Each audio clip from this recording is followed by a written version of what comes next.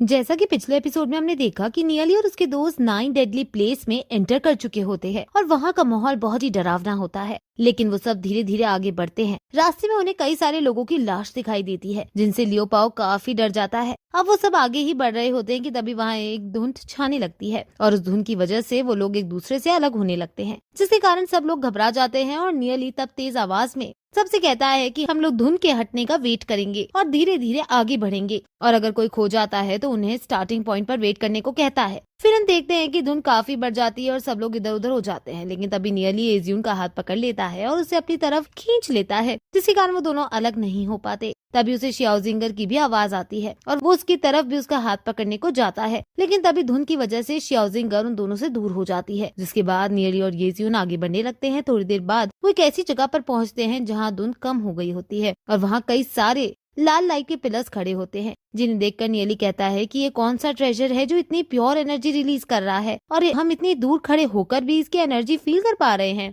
तभी एजुन से कहती है कि जरूर वहाँ कुछ है, क्योंकि बहुत सारे लोग उस तरफ जा रहे हैं। तब हम देखते हैं कि बहुत सारे लोग भागते हुए वहाँ जा रहे होते हैं और एक दूसरे से आगे बढ़ने की कोशिश करते हैं, और तब नियली और येजियून भी उन पिलर्स की तरफ भागने लगते हैं। वहाँ पहुंचकर वो देखते हैं कि ये लाइट पिलर्स एक तालाब से निकल रहे हैं। तभी वहाँ खड़ा एक आदमी बोलता है कि इस टाइम 9 डेडली प्लेस के फर्स्ट फ्लोर पर ही इतनी प्योर एनर्जी वाला ट्रेजर निकला है और ऐसा कई सालों में पहली बार हुआ है। लेकिन इस ट्रेजर की एनर्जी को निकलते हुए काफी देर हो चुकी है, तो अभी तक कोई भी इस तालाब के अंदर उस ट्रेजर को लेने नहीं गया। तब दूसरे आदमी उससे कहते हैं कि जब भी कहीं कोई ट्रेजर निकलता है तो वहाँ उस ट्रेजर जितना बड़ा ही खतरा होता है, और वैसे भी सुनने में आया है कि इस तालाब में एक बहुत ताकतवर जानवर रहता है, इसलिए सभी लोग अभी वेट कर रहे हैं। तभी वहाँ नियली भी आ जाता है और वहाँ खड़े लोग एक दूसरे को चौकन्ना होकर देखने लगते हैं। तब नियली सोचता है कि जब भी कहीं कोई ट्रेजर निकलता है तो वहाँ बहुत ज्यादा लड़ाई होती है, और इससे सभी कहते हैं कि एक ट्रेजर अपने साथ तबाही लेकर आता है। और आज भी जो लोग यहाँ खड़े हैं सब ट्रेजर के बाहर आते ही एक दूसरे से लड़ने के लिए तैयार हो जाएंगे। तभी वहाँ एक लाल कपड़े पहने हुए आदमी आता है और पूछता है कि यहाँ क्या हो रहा है और कोई लेक में जाकर ट्रेजर को बाहर क्यों नहीं निकाल रहा। तभी वहाँ एक आदमी आता है और उसे कहता है कि यंग मास्टर, यहाँ कुछ साल पहले भी एक ऐसी ही रेड लाइट निकली थी और तब कुछ लेजेंड रैंक और गॉड ड्रीम से नीचे के योद्धा यहाँ गए थे, और जब वो रेड लाइट गायब हो गई थी तो उसके बाद भी वो लोग उस ट्रेजर का पता नहीं लगा पाए थे। तभी सुनकर वो लाल कपड़ों वाला आदमी मुस्कुराता है और उस दूसरे आदमी को पकड़कर तालाब में फेंक देता है और उसे कहता है कि फिर तुम यहाँ क्या कर रहे हो,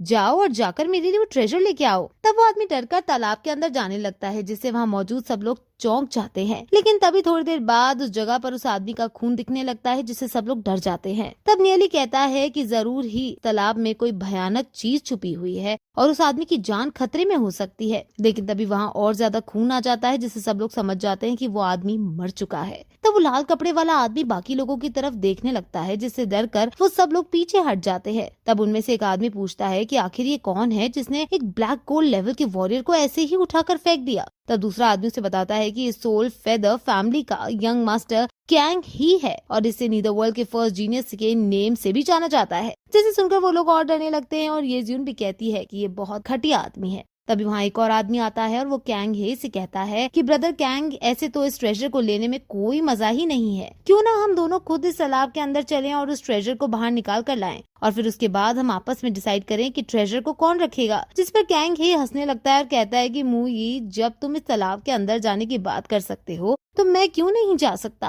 और ऐसा कहकर वो हवा में उड़ जाता है और अपना ऊपर का रोब उतार कर फेंक देता है, जिसके अंदर उसने एक आर्मर पहना होता है। अब उस आर्मर को देखकर मुई कहता है कि उसने नहीं सोचा था कि कैंग ही सोल फेदर फैमिली का ट्रेजर आर्मर पहनकर यहाँ आएगा। और उसके बाद कैंग ही और मुई दोनों ही तालाब में कूद जाते हैं। उनके जाने के बाद नियली के आसपास उस आदमी के बारे में पूछने की कोशिश करता है, जिस पर उसे पता चलता है कि दूसरा आदमी भी नीदरवर्ल्ड का एक जीनियस है और उसका नाम मू यी है और वो स्पिरिचुअलिस्ट फैमिली से है, लेकिन ये ज्यादातर अपने मेडिटेशन में ही बिजी रहता है और बचपन से अभी तक ही केवल कुछ ही टाइम के लिए बाहर निकला है, और इसके कारण किसी को भी नहीं पता कि ये किस लेवल पर है। तब हम देखते हैं कि कैंग ही और मुकी की देखा देखी में और भी कई सारे लोग तालाब में कूदने लगते हैं और ट्रेजर को सबसे पहले लाने के लिए कहने लगते हैं, और तब तालाब के अंदर एक फाइट स्टार्ट हो जाती है, जिसके कारण उस तालाब का पानी ऊपर उछलने लगता है और तभी उस पानी के साथ एक बड़ा सा ड्रैगन भी उस तालाब से बाहर आता है। वो ड्रैगन एक कॉर्प्स ड्रैगन होता है और उसे देखकर वहाँ मौजूद सभी लोग भागने लगते हैं। तभी येजियून नियली से पूछती है कि एक कॉर्प्स ड्रैगन क्या होता है, जिस पर नियली से बताता है कि एक टाइप का बीस्ट है। ये असलियत में तो एक सांप होता है, लेकिन ये डेड बॉडीज के अंदर रहता है और उनकी बोन्स और बॉडी का सारा खून पीकर एक ड्रैगन शेप में आ जाता है, जिसके कारण इसे कॉर्प्स ड्रैगन कहते हैं। फिर वो बताता है कि कॉर्प्स ड्रैगन को बड़ा होने में कम से कम 1000 साल का समय लगता है और हर 1000 साल बाद उसकी ताकत बढ़ती है और 10,000 साल की एज पर एक कॉर्प्स ड्रैगन एक स्पिरिचुअल गॉड जितना ताकतवर हो जाता है। तब हम देखते हैं कि वो कॉर्प्स ड्रैगन लोगों की तरफ देखकर डरता है और इसी के साथ ये एपिसोड यहीं खत्म हो जाता है।